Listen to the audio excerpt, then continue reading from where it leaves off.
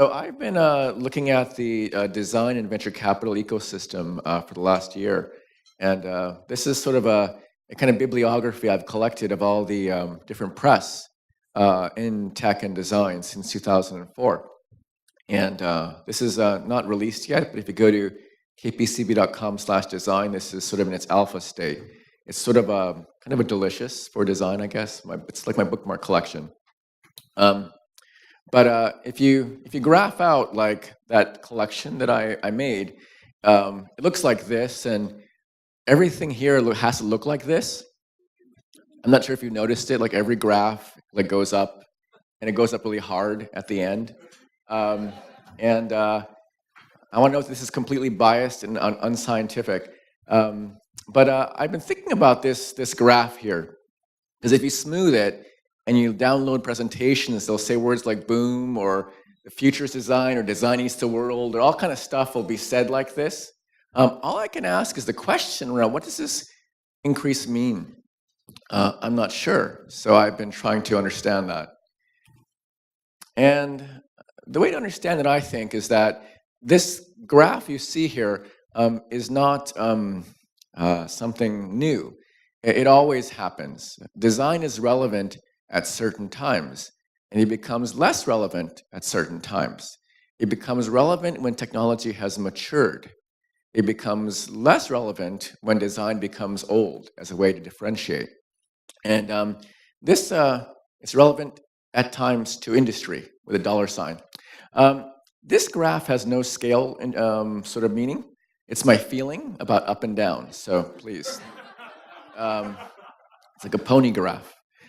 So if you think about the Industrial Revolution, this is early 1900s.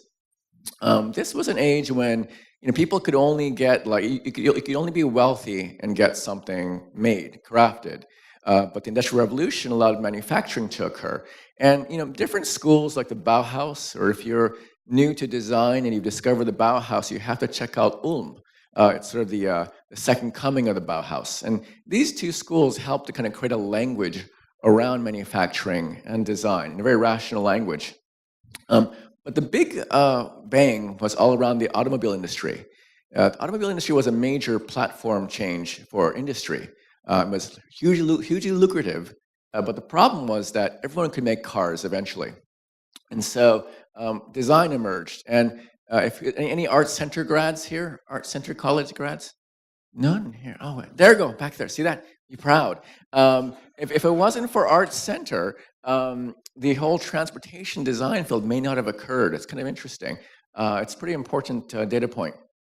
And then you think about the Industrial Revolution, machines, and then the Digital Revolution, bits and transistors and things like that. The big moment is 1957 with the Traitorous Eight. Those of you who've never heard of this, please Google it. It sounds like a great movie.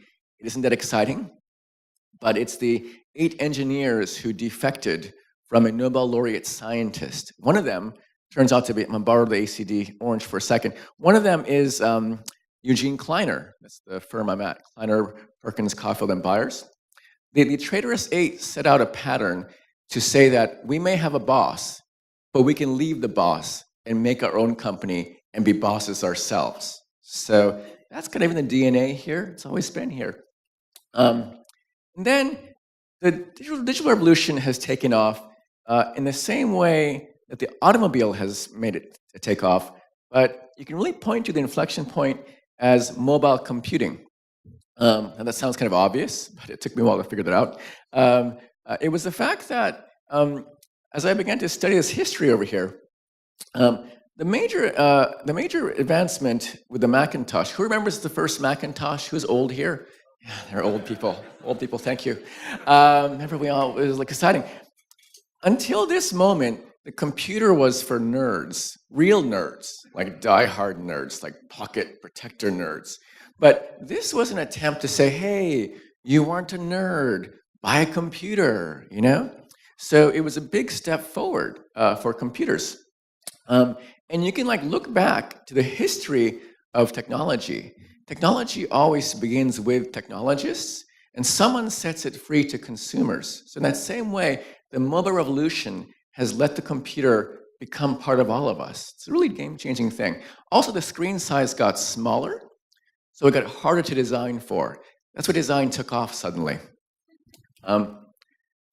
This I found through Barry Katz. He has a new a biography on Silicon Valley that's coming out through MIT Press. And apparently HP was the Apple of its era. I didn't know this. But this HP 35 ad, you should think of it as the same thing as the Macintosh ad. Because this ad was saying, computers are for scientists. No. You can now buy this thing called a calculator and be a scientist at home. So it was the first consumerization of computers, a smaller group of consumers, mind you, but each time technology has widened its access to consumers. So I joined Kleiner, and there's this Mary Meeker Internet Trends report. You know that report? It's got a lot of graphs in it. Yeah.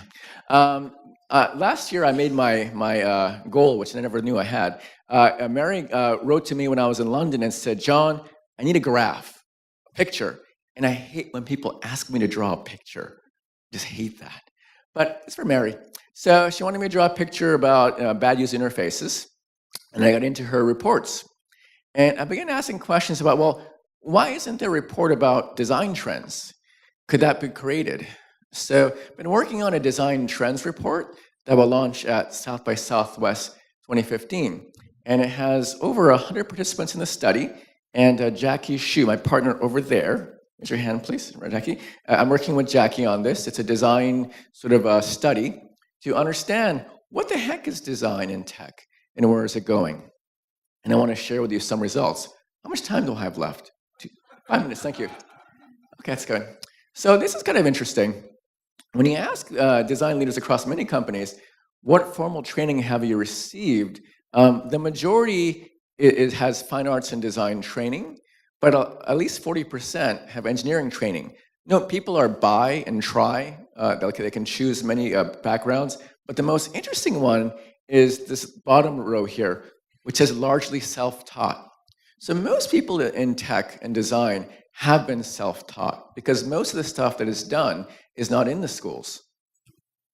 The second thing is, where does design report? And I wish I had data that goes back 10 years ago because I believe it has shifted. In the sample group, many report to the CEO or report to product, whereas in the past it may have all reported to engineering or marketing, we believe. We don't know. Ask them to describe the word design in like a Flickr style, keywords. And it's a lot of words. If you do a word cloud, there's 4 sort of clusters that I found interesting. And because I use iWork 9, because I can't stand the Keynote, the new one, the slides keep moving on me, so pardon me. But there are 4 clusters. We missed the first one. But the second one has to do with clean design, simple, functional, what we might call Muji-style design. The second kind is more emotional design, what I might call British or Italian-style design, exuberant, delightful. The fourth kind of design, which is probably the most important, is it speaks to design as a process. And this is critical. And I share this because for those people who manage designers, it's so important to acknowledge their process, if you don't know that already. It's a critical aspect of human resource management for creative people, because the process often matters as much as the outcome. I ask, what's your reaction to the acronym MVP? I get violent reactions sometimes. And I used a word tree to analyze some of the text in the corpus. If you type in depends, it shows depends on the context, depends on incentives and rewards, depends on intent, depends on the team that's working in MVP. And so you can surf through all the data. It means, it can be. And so I've been looking for different patterns to understand this corpus and plan to share those results in March. And that's a kind of a intense project. There's also a critical thinking component, like what are you afraid of? And this speaks to ubiquitous computing. I love this. The second there is a lull, we all instantly whip out our devices and find the first thing to distract us from the silence. It's nice. They are concerned by the people who wield the technology rather than its ubiquity or esoteric nature. We're concerned about the man. The expanse of smart devices could make the effects of income equality even worse than they are now. Real thing. And lastly, the world is an amazing place, and we want to hide from our own dullness. Anyways, thank you. I'm on time. Let's go.